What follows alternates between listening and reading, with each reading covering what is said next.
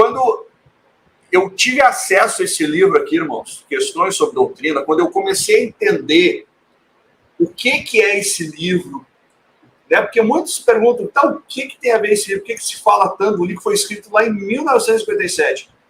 Porque esse livro, irmãos, nós vamos ver, ele foi... eu vou até falar algo aqui, de repente alguns até vão querer, de repente, me crucificar depois, mas eu tenho que falar. Esse livro aqui, irmãos, deixa eu pegar o meu aqui.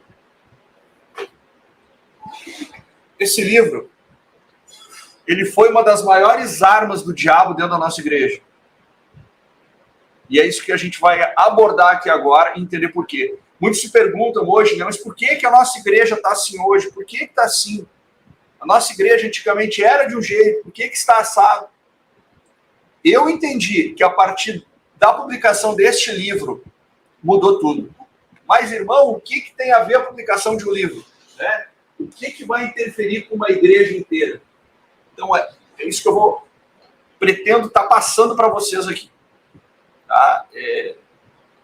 Se ficar alguma dúvida, podem perguntar depois. Se eu estiver falando alguma coisa, anota num cantinho aí, no papel, no bloco de notas do telefone aí. E se eu não souber responder, eu vou estudar, vou atrás, para poder estar sanando a dúvida também. E se eu não souber estar respondendo, porque também vai acabar se tornando a minha dúvida também. Então vamos lá.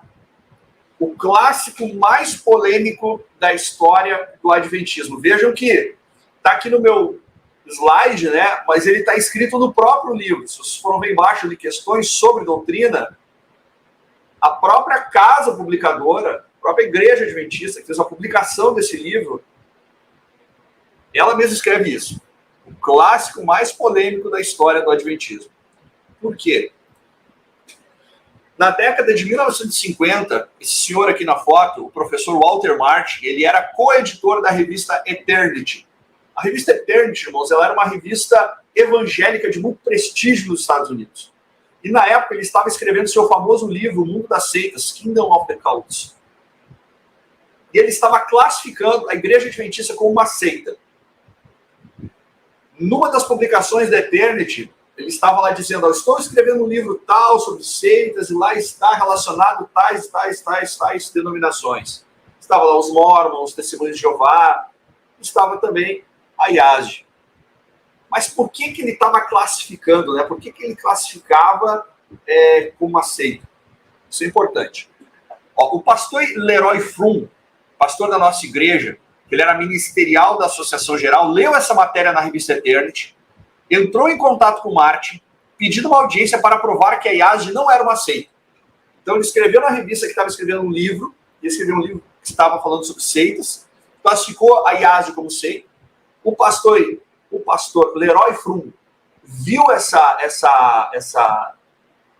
matéria e ele resolveu entrar em contato com o Walter Martin e pedir uma audiência. Disse, opa, eu quero provar para ti que a IASG não é uma seita. Então, nós temos os dois lados que se formaram desses debates que surgiram. Da revista Eternity, nós temos o pastor, né, à esquerda da tela, né, pastor Donald Grey Barnhouse. Pastor Donald Grey Barnhouse, ele era pastor presbiteriano da maior igreja em São Francisco. O pastor Walter Martin era batista, se não me engano. Então, eles eram os editores dessa revista. Os representantes adventistas foram 3. Leroy Frum, Roy Alan Anderson e W.E. Reed. Teve mais outros 2 pastores ali também, mas os primordiais, os que tomaram a frente desse debate, foram esses 3 pastores.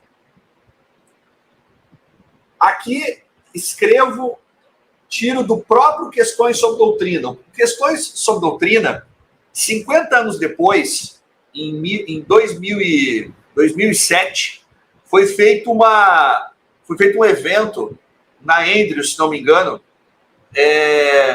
para comemorar os 50 anos do Questões sobre Doutrina.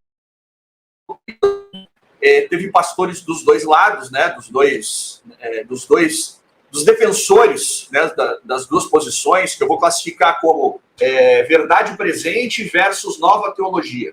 Verdade presente, os pastores tradicionalistas, que não concordaram com a publicação de Questões sobre Doutrina, e nova teologia, os pastores que abraçaram a ideia de Questões sobre Doutrina. Na página 12, essa nota introdutória, ela foi escrita pelo pastor George Knight. Então, o pastor George Knight, que é tido também como um historiador da igreja, ele pegou os fatos do que houve e fez um resumo nessa publicação que nós temos hoje, no Questões sobre Doutrina. Então, ele escreve ali, a princípio, observa Barnhouse, ou seja, do lado evangélico, isso ele falando, né? Os dois grupos olhavam um para o outro com uma grande suspeita. Ou seja, o pessoal sentou lá, cada um do seu lado da mesa, lá, braço cruzado, provavelmente, né, se olhando, né? Tipo, né, o que esse cara vai me perguntar, por onde que ele vai sair, né? Então, todo mundo se olhando suspeito. Porém, Martin, que havia lido uma vasta quantidade de literatura adventista, apresentou aos delegados adventistas uma série de 40 perguntas concernentes às suas posições teológicas. Então, para que nós entendamos, irmãos, esse livro ele chama Questões sobre Doutrina, porque o título dele original é Os Adventistas do Sétimo Dia respondem a questões sobre doutrina. O pastor Martin elaborou 40 perguntas e entregou para esses líderes. Olha, eu quero que vocês me respondam isso. Dependendo das respostas que vocês me derem, vocês vão ser desclassificados como seita ou vão permanecer onde já estão. Para eles, ou seja, os líderes evangélicos, tá? Isso é muito importante que todos nós entendamos. Uma igreja cristã é considerada seita, tá? Muitos perguntam, tá, mas por que nos consideram como seita, né? Ela é considerada seita quando baseia suas doutrinas na Bíblia em algum outro livro, como é o caso dos Mormons. E para eles também a IASD, que baseia suas doutrinas na Bíblia e nos escritos de Ellen White. Enquanto os protestantes evangélicos só aceitam a Bíblia como única regra de fé e prática. Estão entendendo por que nos classificam como seita? Por que batistas, presbiterianos, até hoje, nos classificam como seita? Porque nós nos utilizamos da Bíblia e dos escritos de Ellen White. Eu já vi alguns pastores explicando que não, todas as nossas crenças elas são embasadas apenas na Bíblia. Não é. Isso aí para mim é um eco de Questões sobre Doutrina, né? Não é. Nós temos ideias muito específicas, né? Nós temos conceitos, ideias muito específicas que não estão na Bíblia. Que foi uma nova luz que nos foi revelada através do espírito de profecia que nós entendemos que Ellen White é a profetisa do Senhor. Essa nova luz, ela não altera uma luz anterior, mas ela nos dá mais luz com relação a certos assuntos. Eu não vou entrar agora no tópico. Mas é por isso que os adventistas foram e são até hoje considerados como seitas, porque nós nos utilizamos da Bíblia e dos escritos da senhora White. Qual era o pensamento evangélico sobre a Igreja Adventista do Sétimo Dia? O pastor Barnhouse escreveu em seu artigo Discernimento Espiritual, como ler livros religiosos, ou seja, ele escreveu um artigo chamado desta forma. Na revista Eternity, em junho de 1950, 7 anos antes desses encontros. O que ele escreveu lá? Que o livro Caminho a Cristo era falso totalmente. Uma verdadeira contrafação, que promovia universalismo e erros satânicos. Muito provavelmente eu estou falando para irmãos que são da Igreja Adventista, e provavelmente você já leu o Caminho a Cristo, e se você não leu, corra, você está perdendo tempo. Mas o pastor Barnhouse leu o Caminho a Cristo, e essa foi a conclusão que ele chegou, ou seja, ele tinha uma conclusão, e tinha uma visão errada, deturpada, sobre quem eram os adventistas. O que eles entendiam sobre os 10 mandamentos? Isso aí ele dizia ainda, lá na Eternity, em setembro de 1956, um ano antes. Eles, nós, os adventistas, adotam uma posição para nós irracional, que os 10 mandamentos devem ser obedecidos. Ou seja, aquele pensamento evangélico que todos nós conhecemos. Jesus morreu na cruz, aboliu a lei, não precisa guardar a lei. Para que guardar 10 mandamentos? Então, para eles era irracional isso. Isso eles escreveram na Eternity, na revista. Sobre o juízo investigativo. na Eternity ainda, ó, em setembro de 1956. Essa doutrina, para mim, é uma das tentativas deles de encobrir a vergonha da decepção dos mileritas. Lembram do outro vídeo que eu falei com relação aos outros problemas que a nossa igreja teve? Lembram do Alan Fox Ballinger? Ele dizia a mesma coisa. Ele dizia isso. Inclusive, o Martin leu o livro do Ballinger. Foi daí também que provavelmente ele chegou nessa conclusão. Não, os adventistas inventaram essa história de 22 de outubro, que Jesus passou do santo para o santíssimo, do juízo investigativo, para tentar botar um band-aid em cima, né, em cima da vergonha, da decepção que foi ter dito que Jesus ia voltar, não voltou. Então eles tiveram que fazer alguma gambiarra teológica. Essa era a ideia que eles tinham. Natureza humana de Cristo. A doutrina que Jesus tomou uma natureza caída é completamente repugnante à igreja cristã em geral. E aqui, meus irmãos, tem um ponto que a gente precisa entender. Você sendo pós-lapsariano ou pré-lapsariano, você não pode fugir da história. Não pode fugir da história. Tá? E deixa eu fazer um leve parênteses aqui, para você que gosta de estudar sobre a natureza humana de Jesus. Eu recomendo esse livro do pastor Ralph Larson, O Verbo se fez carne, 100 anos de Cristologia. Nesse livro, o pastor Larson ele prova que em 100 anos, ou seja, de 1863 até 1963, não sei quando foi fundada a igreja. Mas ele pega lá, são 100 anos, aqui ó, 1852 até 1952. Em 100 anos de adventismo, nunca foi publicado um só livro, citação, passagem, escrito de Ellen White nos livros, periódicos, jornais, com relação a Cristo ter vindo com uma natureza espiritual santa, purificada, algo que o homem não possa ter, etc. Não vou entrar nesse ponto agora, né? Só estou botando gasolina na fogueira. Tá? Para quem quer estudar, tem que ler esse livro. Outro livro que tem que ler, Tocado pelos Nossos Sentimentos, pastor Jan Zucker, livros fantásticos, né? E para o estudante que gosta de estudar, né? Gosta de ver os dois lados. Eu sempre falo, né? A gente tem que ver os dois lados. Esse livro da casa, né? Ellen White e a Humanidade de Cristo. Já li também, já li todo, meu aqui, ó, tá marcadinho aqui. Não concordo com o que esse autor fala, a posição que ele toma, mas eu gosto de ouvir o que o meu oponente fala, porque a gente tem que entender uma coisa, irmãos, a gente não está em guerra, né? Às vezes a gente entra em debate com alguns irmãos sobre certos pontos, querendo cada um, mostrar quem tem mais conhecimento, queda de braço e tal. Na realidade, todos nós somos filhos de Deus e estamos atrás da verdade. Então, é muito prudente que nós entendamos, né, como que o nosso oponente pensa. Eu gosto de fazer essa experiência, né, eu gosto de viver isso. Tá? Fecha parênteses. Então, por que o pastor Barnhouse e Martin escreveram na revista Eternity de 1956? Olha o que eles escreveram. A doutrina que Jesus tomou uma natureza caída é completamente repugnante à igreja cristã em geral. De onde que eles tiraram isso? Então, os pontos principais para Martin que desqualificava a IASD como uma denominação cristã eram. Tinham outros, mas esses eram os fundamentais, os que estão aqui na tela. O papel de Ellen White como profetisa do Senhor. Eles aceitam, né, os evangélicos em geral, eles aceitam que uma igreja pode ter algum membro com dom de profecia. O que é o dom de profecia? O irmão está lá deitado dormindo, ele teve uma visão sobre a vida de um outro irmão, sabe? Ele viu uma catástrofe, sabe essas coisas? É um dom. Ele recebeu aquilo. Agora, espírito de profecia é diferente. Espírito de profecia é diferente do dom de profecia. Espírito de profecia é o que inspirou os profetas do passado a escreverem a Bíblia. E isso eles não aceitavam. Eles não aceitavam Ellen White como profetisa do Senhor.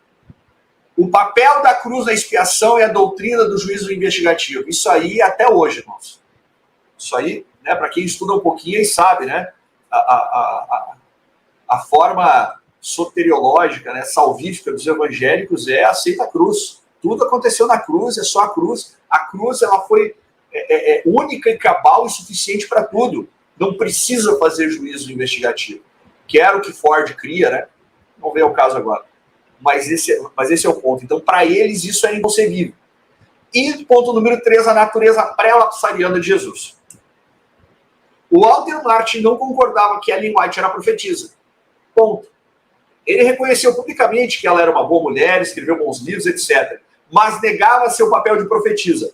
Ele dizia que ela cometeu erros e que não era a palavra final em questões teológicas. Bom, isso aí a gente ouve, infelizmente, até mesmo dentro da nossa igreja hoje, né? Isso que esse senhor evangélico disse, o entendimento dele, né? A gente tem doutores, né, pastores dentro da igreja que tem esse mesmo pensamento, né? Eu ouvi uma vez assim um comentário, né, com relação à explicação sobre o pecado. O que é pecado? Aí o espírito de profecia, o Espírito Santo, se utilizando da argila, como ela mesma se chamava, né, Ellen White, disse que assim, que a nossa única definição de pecado é o quê? Quebrantamento da lei. Única definição de pecado. Aí vai lá o doutor da lei e fala assim, não, mas veja bem, Ellen White, ela não está fazendo uma exegese do texto bíblico. Na hora, eu pensei, e eu vou falar para vocês o que eu pensei na hora, eu falei, meu irmão, é o Espírito Santo que está falando, o Espírito Santo não precisa fazer exegese do texto que ele escreveu, é o Espírito Santo explicando o que ele escreveu no passado. O Espírito Santo escreveu na Bíblia definição de pecado. Aí vem o Espírito Santo, hoje, no nosso tempo atual, fazendo uma atualização, que é para não deixar dúvida. O Senhor, na sua misericórdia, enviou a profetisa do Senhor para nos dar mais luz, para não restar dúvida acerca do que ele está dizendo e o que ele quer dizer. E aí vem o doutor da lei, né, e fala, solta essa pérola, né, que a Ellen White estava fazendo exegese do texto bíblico. Vamos lá. Pergunta número 9. Os adventistas, só para ficar claro, tá, irmãos, eu não vou passar nas 40 perguntas, tá? Sabe por quê? Porque o livro Questões sobre Doutrina, ele não é de todo mal. Existem ali estudos fantásticos que eu recomendo, se você tiver a condição de estar adquirindo ele, estar lendo, estudando, são fantásticos. Sobre o sábado, estado dos mortos, é fantástico o estudo. Não é de todo mal, mas tem alguns pontos que fizeram com que ele deturpasse as nossas doutrinas antigas. Eu vou estar mostrando isso para vocês aqui. Então, a pergunta 9, né, os adventistas do sétimo dia consideram os escritos de Ellen White em igualdade com os escritos da Bíblia? Essa é a pergunta. Eles a colocam na categoria dos profetas, como Isaías, Jeremias, Ezequiel e Daniel? As interpretações que ela faz da Bíblia são consideradas autoridade final e constitui a crença desses escritos, prova de comunhão da Igreja Adventista do sétimo dia? Ou seja, vocês creem que ela é profetisa, a palavra final, e se alguém não aceita ela como profetisa, não pode ser adventista? Essa é a pergunta.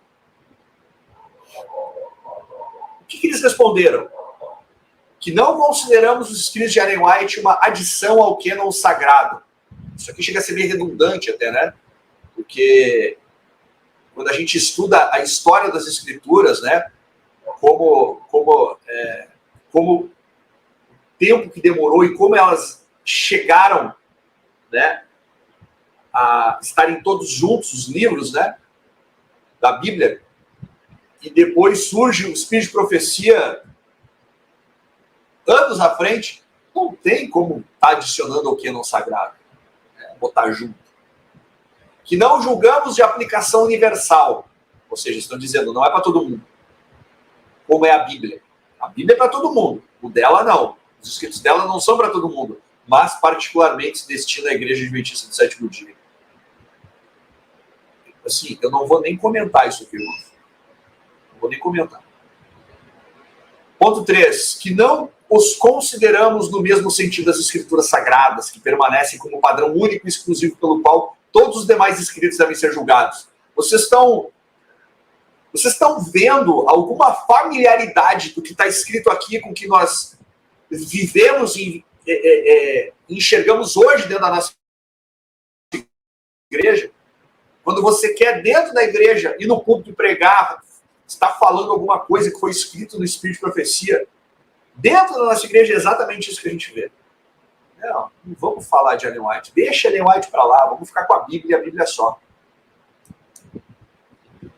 Questões sobre doutrina, página 99, ainda falando com relação ao tema de Ellen White. Jamais consideramos Ellen White na mesma categoria dos escritores do cânon das Escrituras. Deus se utilizou, olha só, presta atenção. Deus se utilizou de uma linha de profetas ou mensageiros que viveram contemporaneamente aos seus escritores de ambos os testamentos, mas cujas declarações jamais fizeram parte do cânon escriturístico. Ou seja, eles estão citando aqui aqueles profetas do passado que foram usados e não tiveram livros na Bíblia. Como, por exemplo, o profeta Natan, né? Está lá na Bíblia, mas não temos o livro de Natan. Então, eles estão, tipo assim, se utilizando de o quê? De uma semântica. Eles estão, assim, quando você lê o que eles escreveram com relação a Ellen White no Questões sobre Doutrina, falam que ela foi uma escritora, cofundadora da igreja, nunca assumem que ela é uma profeta. E vão, né, mascarando isso. Olha, o que ela escreveu é para nós, não é para vocês, sabe? Não se preocupe, é uma coisa interna nossa, sabe? Ela se enquadra numa categoria que até foi usada por Deus, mas não está na Bíblia, sabe? Tipo uma coisinha pequena, sabe? Não se preocupem, sabe? Não deem muita atenção para isso. O livro Questões sobre Doutrina não fala mal da irmã White. Isso tem que ficar muito claro, tá, irmãos? Não fala que ela não era profetisa. Eles não dizem, irmã White não era profetisa. Apenas a rebaixa de profetisa para uma boa mulher, cofundadora da nossa igreja, isso que eu acabei de falar, né? Uma excelente escritora, como alguém que tinha um dom, mas não era infalível. Ou seja, essa forma, essa semântica que eles utilizaram para falar dela aqui é a mesma que nós vemos hoje dentro da igreja. A mesma. Ah, mas irmão Daniel, onde é que está o problema nisso? Apocalipse 12, 17, irmãos, é muito claro. Os que guardam os mandamentos de Deus e têm o testemunho de Jesus Cristo. Que lá em Apocalipse 19, 10 explica, né? E eu lancei-me a teus pés para adorar, e ele disse-me, olha, não faças tal, sou conservo teu e de teus irmãos, que têm o testemunho de Jesus. Ou seja, o anjo está dizendo que o testemunho de Jesus é o mesmo que tinha quem? João e os teus irmãos. Adora a Deus, porque o testemunho de Jesus é o espírito de profecia. Ou seja, a Bíblia está dizendo, em Apocalipse 12, 17, que a igreja remanescente dos últimos dias ela teria duas características básicas. Os que guardam os mandamentos de Deus, não é que acreditam, os que guardam os mandamentos de Deus. Os mandamentos de Deus não é só os 10 mandamentos, né? É tudo que sai da boca do Senhor. Porque nós somos servos. Quando a gente fala em Apocalipse 7, os que são selados são servos. Por isso que nós chamamos o nosso Deus de Senhor, porque Ele é o nosso dono. Eu sou um servo, então eu obedeço a tudo que Ele fala. Então é os que guardam os mandamentos de Deus e têm o testemunho de Jesus, que é o espírito de profecia, né? E ainda assim, para ficar mais contundente ainda, o Senhor, no mesmo livro, Apocalipse 22, pena que saiu ruim aqui no slide, tá? É Apocalipse 22, 8, se não me engano. E eu, João, sou aquele que vi e ouvi essas coisas. E havendo ouvido e visto, prostrei-me aos seus pés. Ou seja, de novo ele se prostra aos pés do anjo, tá? Ele se prostra aos pés do anjo e vem o anjo e fala, e disse-me, olha, não faças tal, porque eu sou conservo teu e de teus irmãos. Quem são os irmãos de quem ele havia falado antes aqui, ó, em Apocalipse 19, 10? E muitas vezes, quando nós estamos falando disso, nós estamos falando apenas desse verso. Só que esse outro verso explica quem são os irmãos. São os profetas, ou seja, o anjo está dizendo que a igreja dos últimos dias seria caracterizada por um corpo de membros que guardaria os mandamentos de Deus e haveria de novo surgimento do espírito de profecia, ou seja, nós teríamos um profeta nos nossos dias, que nos traria o quê? Atualizações. Depois de termos passado por um período de 12 séculos de supremacia papal, onde a Bíblia foi escondida, nós teremos agora um profeta que ajudaria o povo de Deus nos últimos dias, Laodiceia, como nós sabemos, a trilhar o seu caminho. Seria como uma luz, né? Quando a irmã White ela tem aquela primeira visão lá do caminho estreito, né? Nós vemos exatamente isso. O povo andando acima do mundo, um caminho estreito e uma luz que vinha mostrando o caminho. Essa luz é o espírito de profecia. Os outros dois assuntos provaram ser mais problemáticos para os líderes adventistas, porque esse assunto com relação a irmã White, ela ser ou não profeta, eles resolveram com uma semântica. Tá? Deram uma mascarada ali e tal, não é bem assim. Só que os outros dois assuntos foram mais complicados. Está escrito pelo próprio Knight no Questões sobre Doutrina. Uma expiação completada na cruz foi mais problemática, porque os evangélicos creem que a expiação foi completa na cruz. Nós entendemos que não. Nós, como adventistas, nós entendemos que há uma expiação final. Exatamente isso aqui, ó. Nós temos um momento em que Jesus ele vai do santo, sai do santo e entra do santo dos santos para fazer a expiação final. E foi bem complicado isso. Para Marte, a expiação foi feita na cruz. Quando Jesus morreu na cruz, ele satisfez as exigências da lei. Quando eu aceito Jesus como meu Salvador, ele se torna meu substituto, e quando Deus olha para mim, ele não vê minha vida de pecado, ele vê a perfeita vida de obediência de Jesus. Para os evangélicos, irmãos, os evangélicos, infelizmente, muitos adventistas hoje dentro do nosso meio, que foram influenciados por causa desse livro, a salvação, ela funciona assim, ó. Eu aceitei Jesus, eu já ouvi isso de um irmão, tá? Eu aceitei Jesus, e a salvação agora, ela não é mais... É como se Deus ele olhasse para Cristo. É como se eu colocasse uma máscara de Jesus. Jesus vem me cobre com um manto, coloca uma máscara. Aí Deus, quando ele vai olhar para mim irado com o meu pecado, ele não vê a mim, ele vê Jesus. Assim que funciona. Assim que funcionava para Martin e para muitos evangélicos. Agora, seguindo ali. E quando estou em Cristo, não há condenação para mim. Portanto, se não estou condenado, não há juízo para aqueles que estão em Cristo. Logo, se não há juízo, 1844 é lançado por terra e, consequentemente, a doutrina do santuário também. Ou seja, a mesma ideia de Desmond Ford. Ou seja, se tudo foi completo na cruz, Cristo não está me julgando lá no santuário, porque eu já estou perdoado. Estão entendendo qual que é o raciocínio? Se eu estou perdoado, então não tem juízo. Então, se não tem juízo, Jesus ele não saiu do santo para o santo dos santos. Não tem juízo investigativo.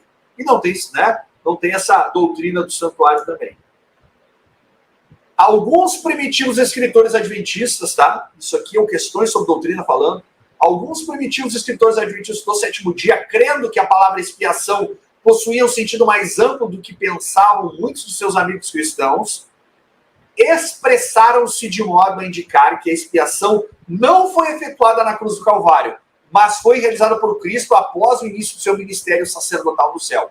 Acreditavam com maior convicção que esse sacrifício foi efetuado, uma vez por todas para sempre, mas preferiram não usar a palavra expiação, como referindo-se apenas à obra sacrificial de Cristo no Calvário. Irmãos, essa resposta que foi dada no Questões sobre Doutrina, com relação à nossa crença do santuário, a crença com relação à expiação final, também foi feita uma gambiarra, foi feita uma semântica de palavras.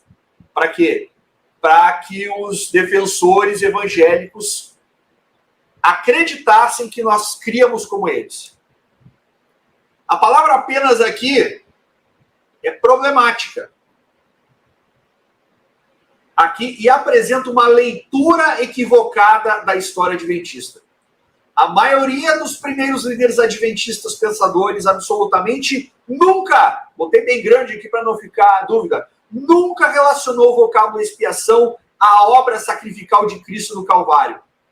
Ou seja, o que eles tentaram dizer lá? Eles tentaram dizer que quando foi escrito expiação, eles estavam se referindo à cruz. Só que aqui Knight está dizendo, nunca relacionou isso à obra de Cristo no Calvário. Para eles, a obra de expiação de Cristo tomou lugar depois de que o Salvador ascendeu ao céu. Mais especificamente, durante o dia de tipo da expiação, que começou no final dos 2.300 dias, em outubro de 1844. Kennard explicando, né, o que esses 3 pastores fizeram lá. Fizeram uma gambiarra, fizeram uma miscelânea. Cristo em seu santuário dizendo: o sangue de Cristo, ao mesmo tempo que livraria a condenação da lei o pecador arrependido, não cancela o pecado. Este ficaria registrado no santuário até a expiação final. Assim, no serviço típico, o sangue da oferta pelo pecado removia do penitente o pecado, mas este permanecia no santuário até o dia da expiação. Eu sempre falo uma coisa, irmãos. Adventista, tem que ler o Grande Conflito, de preferência a série Conflito inteira, de preferência. Mas, no mínimo, tem que já ter lido o Grande Conflito. Eu não estou falando de ter lido uma vez. 1, 2, 3, 4. Porque o que tem de informação lá, irmão, não dá para ler uma vez só. Outra coisa, nós temos que dominar a doutrina do santuário. Sabe por que hoje tem muita briga hoje dentro da igreja com relação a certos pontos doutrinários? Se nós podemos ser vencedores em Cristo, se Cristo veio pós ou pré-lapsariano, sabe? Por quê? Porque não existe uma compreensão total do santuário. Quando nós entendemos o processo do santuário, quando nós entendemos o porquê que Deus ele cria o santuário, todas essas dúvidas elas vão sendo dirimidas, elas automaticamente elas vão pelo ralo e fica só aquilo que é essencial. Mas o grande problema é que o nosso povo não conhece o santuário. Por isso que a gente fica às vezes debatendo, brigando, sabe, em coisas que não tinha que estar brigando.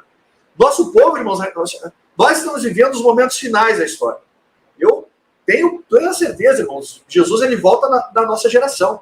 Se eu estiver vivo, se você que está me vendo aqui, irmão, estiver vivo, nós vamos ver Jesus voltando. Nós somos a geração. Nós vamos fazer parte da última geração de crentes dessa história que vai ver Jesus voltando do céu.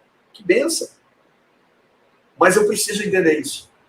Eu preciso ler o santuário. Tem um livrinho da igreja que chama Cristo e seu santuário. Fininho, irmãos. Fininho. O meu está aqui no meio, aqui, senão eu até mostrava para vocês. Tão fininho que é.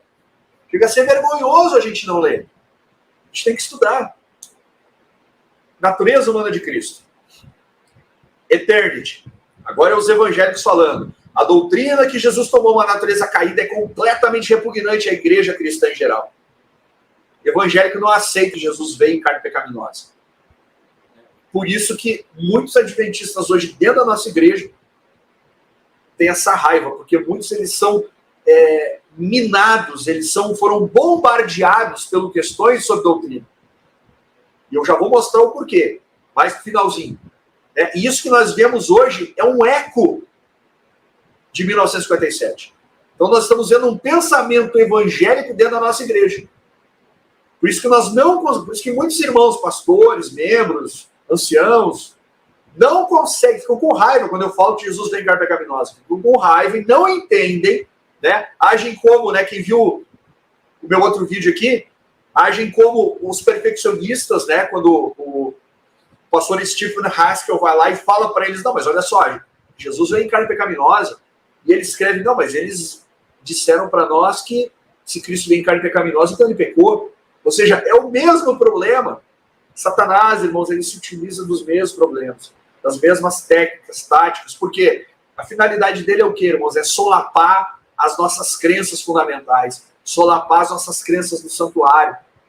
Então ele vai onde ele sabe que ele vai ter respaldo e ele sabe que vai ter uma consequência maior.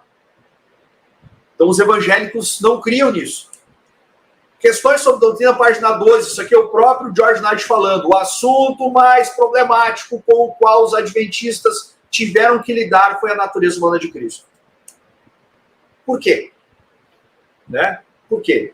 Se é um assunto tão, né, como eu vi esses dias num vídeo, né, falando que não, que a posição da igreja, porque a igreja é assim, ela sempre pensou assim e tal. Será? Questões sobre doutrina, página 12 e 13 fala: evangélicos calvinistas com os quais estavam tratando, infelizmente nós temos muitos hoje dentro da igreja, que se chamam adventistas do sétimo dia, mas carregam em sua base a base evangélica calvinista. Os evangélicos calvinistas com os quais estavam tratando criam que, se Cristo teve uma natureza pecaminosa, então necessariamente tinha que ser um pecador. Tinha que ser um pecador. Se ele veio com carne de pecado, quem que ia estar salvando ele? E se era um pecador, não poderia ser um salvador. Então isso é o que os evangélicos calvinistas creem fora da igreja e creem dentro da nossa igreja. Da onde que Martin tirou isso? Tá? Isso aqui é muito importante, irmãos. Deixa eu achar o meu outro livrinho aqui. Só um pouquinho, por favor.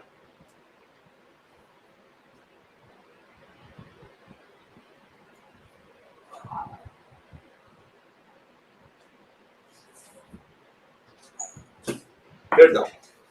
Estamos entre amigos aqui, né? Então não tem problema. Estou falando com vocês como se vocês estivessem na sala da minha casa, tá? Então, sem cerimônia, né, irmãos? Esse trecho, esse texto que eu vou ler para vocês, acredito que muitos já devam conhecer. Se você não conhece, irmão, tira print da tela, tá? Tira print depois, pega o telefone lá, dá print, guarda. Em sua humanidade, Cristo participou de nossa natureza pecaminosa, caída. Senão, não seria, então, em tudo semelhante aos irmãos. Não seria como nós, em tudo tentado. Não venceria como temos que vencer. Não seria, portanto, o completo e perfeito Salvador que o homem necessita e deve ter para ser salvo.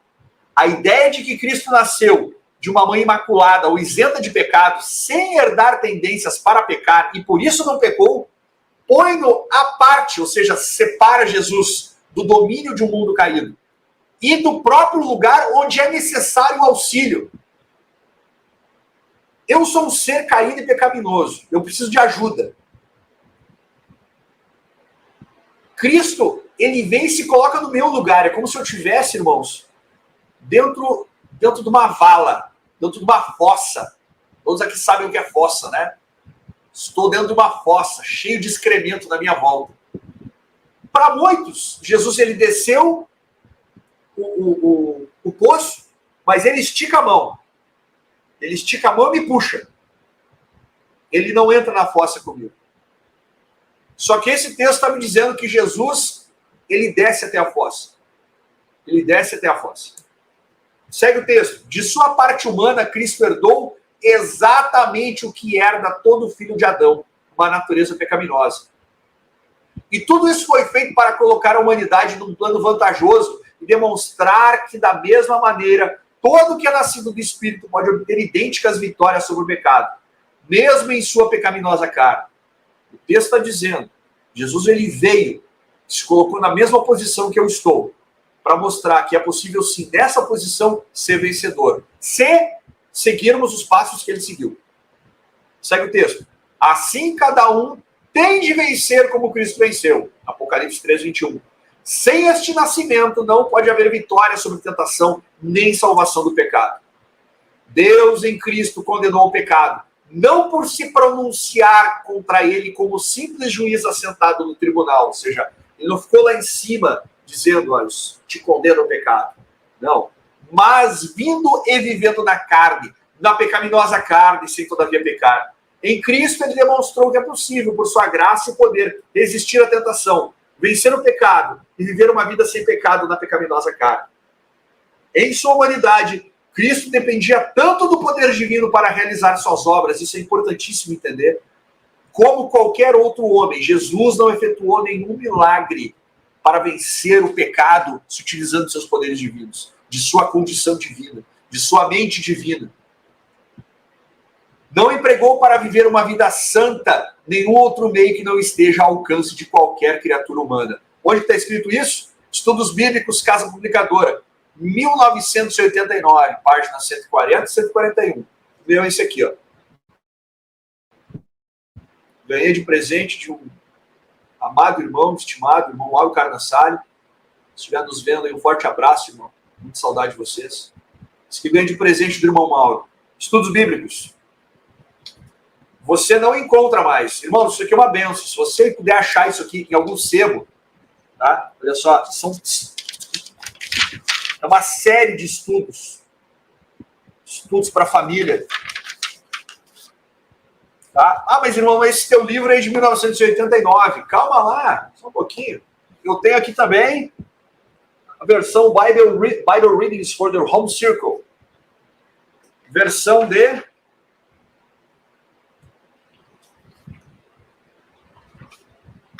1916. Mas tendo copyright de 1914.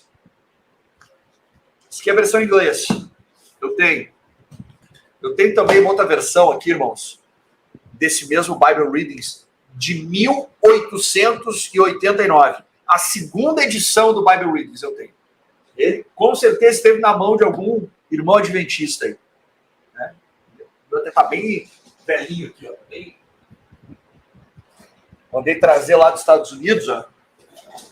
Bible Readings, ó. Tá bem judiadinho. Deixa eu mostrar para vocês aqui. Isso aqui são bênçãos, sabe? São bênçãos que o Senhor nos tem dado. Ó, não sei se vocês vão conseguir ver aqui, ó. Embaixo ali, ó. Review on Herald Publishing, Battle Creek, Toronto, Ontário, 1889. Um ano depois da Assembleia de 1888. Esse livro foi publicado. Então, meus irmãos, da onde que o Martin tirou a ideia de que os adventistas creem que Cristo veio em carne pecaminosa? De toda a nossa literatura que existia. Toda. Ah, irmão, mas tu está sendo muito extremista, fanático. Ah, não tô não. Aqui, ó. Estudem. Pastor Ralph Larson. Em 100 anos de adventismo, nunca existiu nenhuma publicação. Eu vi uma vez um comentário de um amigo, irmão, pastor, né? Que eu gosto muito, aprecio ele. E sim, eu tenho amigos pastores que pensam diferente. Eu não tenho problema nenhum em conversar com pessoas que têm um pensamento diverso do meu. Não tenho problema nenhum. Sabe? Eu acho que assim a gente só cresce, né?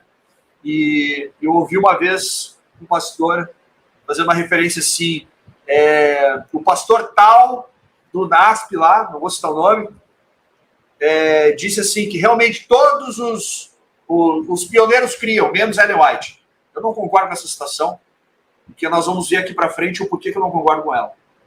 Então, da onde que o Martin tirou essa ideia de que os adventistas criam que Jesus veio em carne pecaminosa? De toda a nossa literatura. Esse aqui, para mim, é a principal, né, do Bible Readings for the Home Circle, nos estudos bíblicos. E este, ó, foi um problema real para os delegados adventistas. Esse sim foi um problema.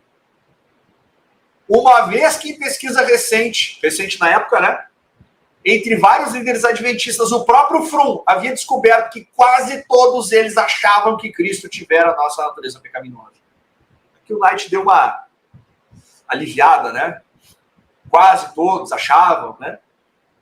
Na realidade, não se tinha problema com relação a isso, né? Porque era a crença. Os pastores, a igreja cria dessa forma. Ah, mas por que não se tinha um livro tratando sobre isso? Porque, irmãos, era um assunto tão já corriqueiro, tão já batido, sabe? Que não tem por que tu chover no molhado. É que nem tu querer, assim, ó, justificar se os judeus realmente guardavam o sábado. Eu quero um tratado dos judeus falando do porquê que eles guardam o sábado.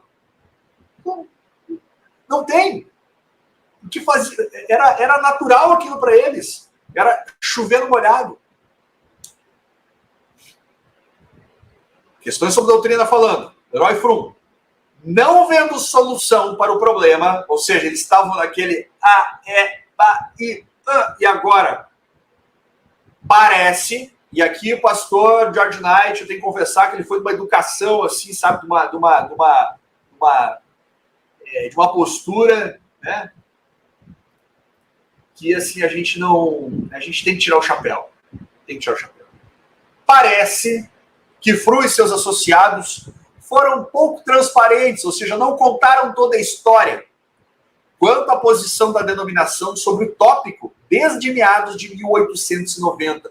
Parece que os três ali, o Reed, o Fromm, eles não foram muito transparentes, ou seja, resumindo, eles não falaram a verdade para esses líderes evangélicos.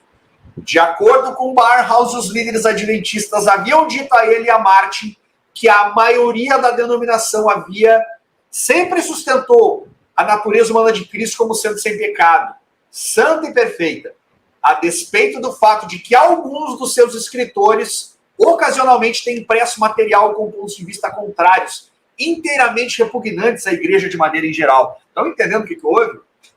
O Bart e o Barnhouse foram lá e perguntaram, tá, mas e a natureza humana de Jesus? Não, todo mundo aqui sempre creu que Jesus ele tinha uma natureza sem pecado.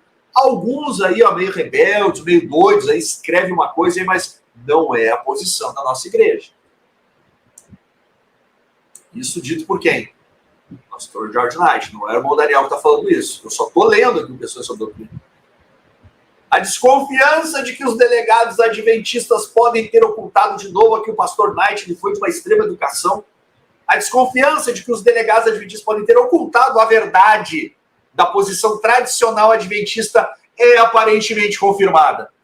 Na seção do apêndice do livro, Questões sobre Doutrina, sobre a natureza humana de Cristo durante a encarnação, ou seja, tem um apêndice lá chamado A Natureza Humana de Jesus durante a encarnação.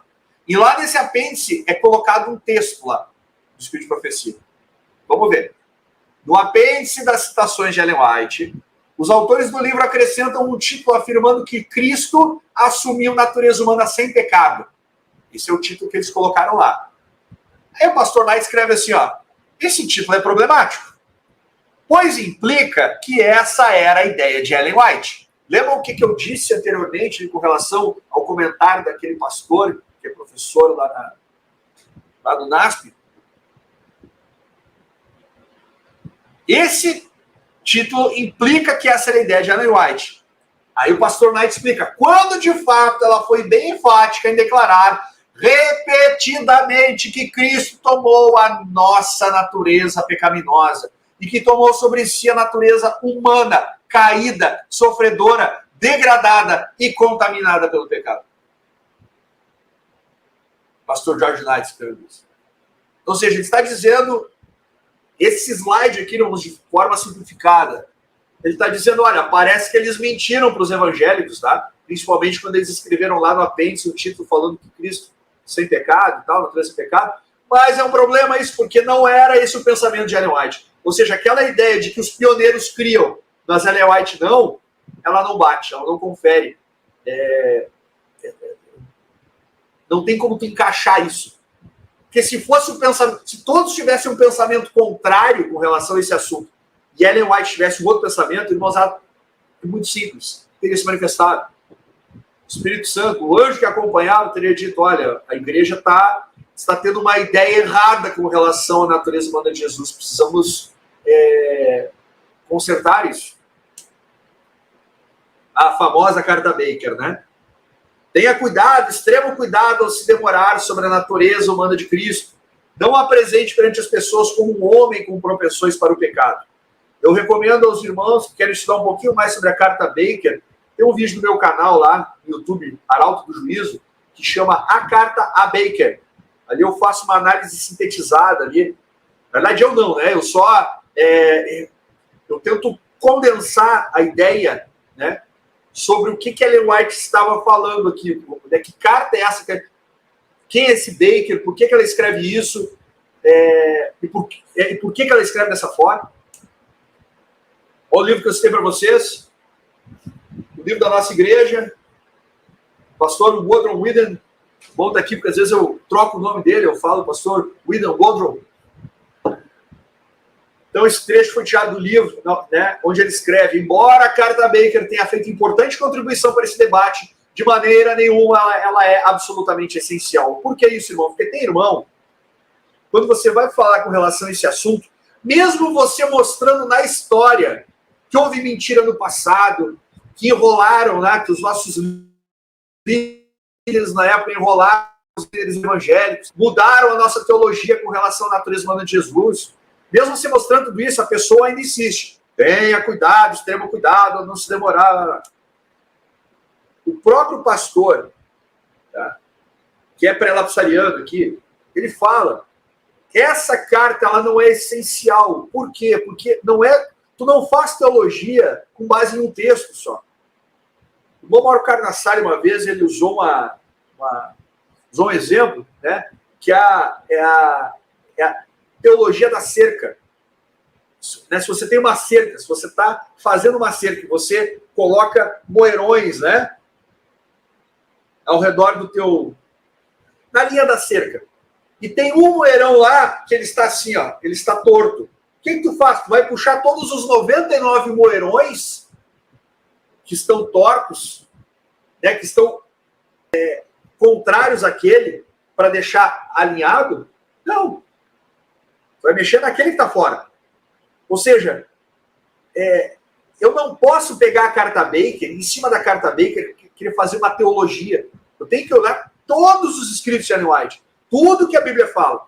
Porque o Espírito Santo, irmãos, e isso é um grande problema, às vezes, dentro da nossa igreja. Eu vi hoje um vídeo do pastor Douglas Reis, meu amigo também, ele falando que, às vezes, esse debate ele acaba se tornando uma discussão entre surdos. Porque um vai lá e mostra um texto, aí o outro vai lá e mostra outro. Dá a entender, parece que Ellen White, que o Espírito Santo está se contradizendo.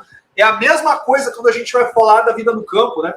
Tem um vídeo meu lá no meu canal também falando sobre vida no campo, porque eu vejo pastores utilizando aquele livro lá, Ministério para Cidades, rindo, sabe, debochando, zombando, como se ele tivesse anulado o que o Vida no Campo diz, quando na realidade ele não está anulando, ele está dando mais luz com relação ao Vida no Campo, com relação ao que tem que ser o trabalho do povo de Deus, que é morar no campo e pregar na cidade. Mas as pessoas, eu não posso julgar a intenção, mas ficam tendo justamente isso. É uma discussão de surdos. Parece que um quer ficar lá jogando texto um contra o outro. Todos os textos têm que convergir para a mesma resposta. Eu não posso tirar um texto.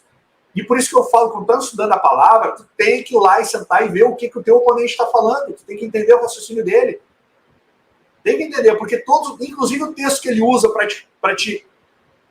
para combater a tua ideia, ele não pode, ele tem que ser um texto que, se aquilo que tu crê está certo, é um texto que tu vai colocar dentro do teu raciocínio também. Né? Nós não podemos tirar fora isso. E é isso que o pastor Warren Whedon fala aqui. Eu não posso só me utilizar da carta Baker para fazer uma teologia em cima da natureza humana de Jesus, que infelizmente é o que muitos fazem. Qual foi o resultado desses encontros? Pastor George Knight falando, se a questão de uma mudança na teologia adventista sobre a expiação pode ser vista como semântica, ou seja, eles deram uma enrolada lá no texto, o assunto da mudança de oposição sobre a natureza humana de Cristo era de índole substancial. Precisa desenhar aqui, irmãos? Não precisa desenhar, está muito claro, né? Ele está dizendo categoricamente que neste livro, Questões sobre Doutrinas, houve uma mudança substancial. Ou seja, houve um 180 graus com relação ao que nós criamos e cremos hoje. Quer Fromm e seus colegas estivessem ou não dispostos a admitir, o ponto de vista sobre a natureza humana de Cristo que expuseram foi uma genuína revisão da posição sustentada pela maioria da denominação antes da publicação do livro Questions on Doctrine, Questões sobre Doutrina. Sério, irmãos, assim, ó, às vezes eu não entendo como que a gente ainda pode ter debate sobre esse assunto. Está escancarado na nossa história que a nossa igreja cria de um jeito e vem um livro e através de mentira, e através de manipulação, muda aquilo que nós cremos.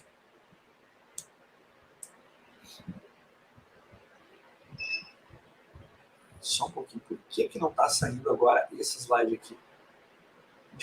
Perdão para os irmãos aqui, tá? Porque Por que não saiu esse slide dessa forma? Peraí que eu vou entrar nele aqui para ler todo para vocês. O slide 44. Só um instantinho, irmãos. Slide número 44. Daqui.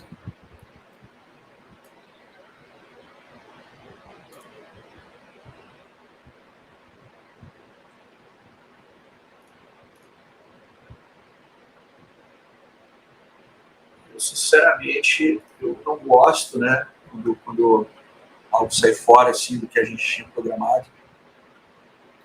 Mas os problemas de quem faz ao vivo, né? Aqui. Eu vou ler para vocês, tá? Que ele ficou fora de foco, né? De qualquer forma, Froome, Reed e Anderson conduziram as coisas, ou seja, de qualquer forma, os 3 pastores adventistas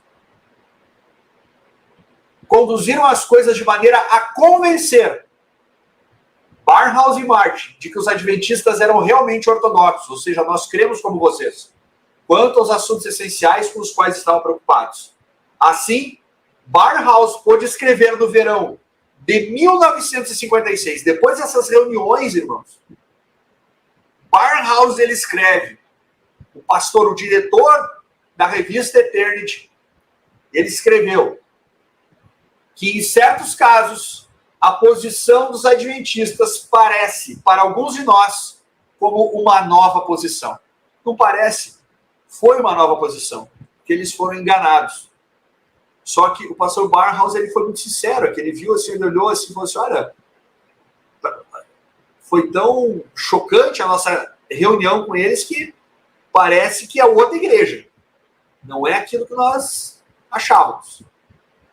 Eles, os representantes, e ele dizendo ainda, eles, os representantes adventistas, não creem como seus fundadores ensinavam, que a obra expiatória de Jesus não foi completada na cruz do Calvário e que ele está, desde 1844, executando a segunda fase de sua obra expiatória no lugar santíssimo. Agora eu pergunto, irmão, você que é adventista, você crê assim? Porque nós, como adventistas, nós cremos sim, como os fundadores ensinavam, né? De que a obra expiatória de Jesus, ela não foi completada na cruz do Calvário. E existe ainda uma obra de expiação final, é assim que nós cremos.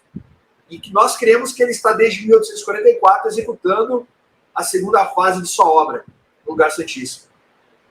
Eles, ou seja, nós adventistas, isso os evangélicos falando, acreditam que Jesus, desde sua ascensão, está ministrando os benefícios de sua expiação feita na cruz. Estão dizendo aqui nessa revista que os adventistas creem dessa forma, assim como eles. Agora eu pergunto, se você é adventista, você acorda um dia de manhã e abre essa revista e lê. Qual é o teu sentimento? Tipologia. Essa tipologia, irmãos, quem me alertou, quem me trouxe essa tipologia, foi um outro amado irmão. Eu tenho que fazer referência. Amado irmão Odair Faria, hoje diretor do SEBS. Se estiver assistindo também, irmão, um forte abraço, muita saudade de vocês. Que o Senhor continue lhes abençoando fortemente. O homem de Deus. Essa tipologia, qual tipologia? A tipologia do Questões sobre Doutrina. Números 26, 9, 12. E os filhos de Eliabe, Nemuel e Datã e Abirão, estes, Datã e Abirão, foram os do conselho da congregação que contenderam contra Moisés, contra Arão no grupo de Coré, quando rebelaram contra o Senhor. Ou seja, aqui está fazendo a referência da revolta de Datã, Abirão e Coré. E a terra abriu a sua boca e os tragou com Coré, quando morreu aquele grupo, quando o fogo consumiu 250 homens, os quais serviram de advertência. Ou seja, esses 3 homens, Coré, Datã e Abirão, levantaram uma rebelião contra o Senhor e mais 250 príncipes, homens de liderança do povo, abraçaram a rebelião. Mas o Senhor os destruiu. Questões sobre doutrina. O manuscrito, depois que terminou as reuniões, Barnhouse e Martin disseram o seguinte: olha, gostamos muito das respostas, vocês só têm que nos prometer uma coisa. Vocês vão ter que publicar isso aqui e colocar nas livrarias de vocês. Aí a gente acredita que vocês são realmente evangélicos. Questões sobre doutrina, página 18. O manuscrito, depois de ter sido cuidadosamente estudado aqui, na sede da Associação Geral, eu não vou nem falar com relação a esse presidente, né, que estava lá, por um grande grupo, foi enviado para a nossa liderança. Ou seja, esse livro, irmãos, e é isso que eu quero, que eu preciso que vocês entendam. Quando esse livro foi finalizado, quando esse manuscrito foi finalizado, foi impresso, ele foi enviado para quem? Para a liderança de todas as divisões do mundo. Além disso, foi para professores de Bíblia de nossas faculdades e editores de nossos periódicos. Só pessoas do alto, quem manda, líderes, presidentes, pastores, professores de Bíblia de nossas faculdades. As cópias também foram enviadas para os nossos líderes de uniões e associações locais da América do Norte. Quantos? Ao todo, cheguei até a me arrepiar. O manuscrito foi enviado para cerca de 250 eruditos de líderes de nossa igreja. E a tipologia, irmãos? A tipologia, esses 3 líderes adventistas, esses 3 homens que lideraram essa reunião, a saber, Leroy Froom, Roy Alan Anderson e W. Reed, esses 3 homens lideraram essa rebelião contra o Senhor, fazendo uma tipologia com aquilo que ocorreu lá com a rebelião de Coré, Datã e Abirão, e mais 250 eruditos e líderes de nossa igreja. Por que isso é problemático, irmãos? Porque essas mentiras que foram ditas para os evangélicos não ficou só na sala com os evangélicos. Foi impresso um livro e elas foram passadas para nossos líderes e professores de faculdades, dizendo: olha, a partir de hoje, é isso aqui que vocês têm que ensinar. É isso aqui que vocês têm que ensinar. Estão entendendo hoje o porquê a nossa igreja está do jeito que está? Deixa eu ler só mais um texto que, para mim, é uma profecia cumprida do espírito de profecia. O inimigo das almas tem tentado introduzir a suposição de que uma grande reforma devia efetuar-se entre os adventistas do 7º dia, e que essa reforma consistiria em renunciar às doutrinas que se erguem como pilares de nossa fé e empenhar-se num processo de reorganização. Se tal reforma se efetuasse, qual seria o resultado? Seriam rejeitados os princípios da verdade que Deus, em sua sabedoria, concebeu a igreja remanescente. Nossa religião, nosso corpo de crença seria o quê? Alterado. Os princípios fundamentais que têm sustido a obra nesses últimos 50 anos seriam tidos na conta de erros. Estabelecer-se-ia uma nova organização. Escrever-se-ia livros de ordem diferente. Introduzir-se-ia um sistema de filosofia intelectual. Os fundadores desse sistema iriam às cidades, realizando uma obra maravilhosa. O sábado seria naturalmente menosprezado, como também o Deus que o criou. Coisa alguma se permitiria opor-se ao novo movimento. Ensinariam os líderes ser a virtude melhor do que o vício, mas removido Deus, colocaria sua confiança no poder humano, o qual sem Deus nada vale. Seus alicerces se fundariam na areia, e os vendavais e tempestades derribariam a estrutura.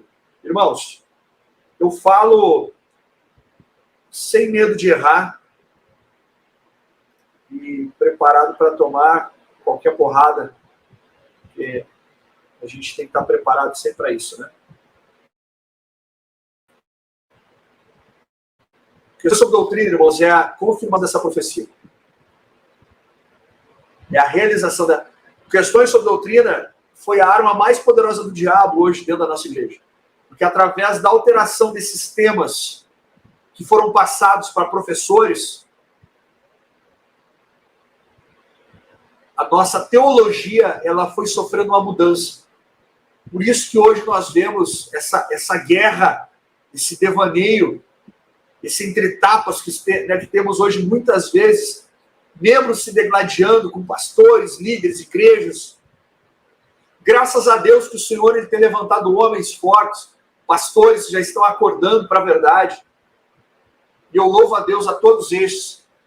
Eu conheço no mínimo 4, talvez 5, mas 4 pastores que já abraçaram a verdade presente. E eu falo para você, meu irmão, assim, com toda a humildade do mundo, o maior espírito assim de humildade e cristianismo. Se você, pastor, está vendo isso, eu te digo, ainda dá tempo. Ainda dá tempo. Porque nós estamos vivendo um período de graça. Nós estamos vivendo aquele momento que antecede a tormenta. Eu já consigo ouvir passos de um rei que está chegando. Eu ouço a cavalaria do nosso Senhor. Eu ouço as trombetas tocando, irmãos, porque o tempo está breve. Não brinquemos com o tempo, porque o tempo está breve. E esse, irmãos, é o motivo. E porque muitas coisas estão distorcidas hoje dentro da igreja. Milhares de líderes e pastores foram influenciados erroneamente, foram sendo bombardeados com calvinismo, com conceitos que não são adventistas.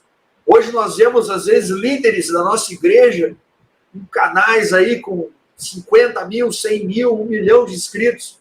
Por quê? Porque estão falando aquilo que o povo quer ouvir. Estão falando aquele evangelho evangélico que o mundo quer ouvir. Mas é um evangelho que ele está vendendo algo que eles não vão poder entregar, que é a salvação. Estão entregando uma salvação furada. Tudo porque esse livro adentrou nas nossas fileiras. Por isso que muitos odeiam o pastor M.L. Andreessen, que na época foi o único que se levantou. O único que se levantou. Ele estava aposentado. O próprio Questões sobre Doutrina fala isso. Eu acredito que muitos na época se acovardaram, ficaram com medo de ir contra a liderança. Mas eu te digo hoje, meu irmão, não se acovarde. A palavra do Senhor lá em Apocalipse fala que os covardes não herdarão o reino de Deus. E é esse tipo de covardia que o Senhor está nos falando.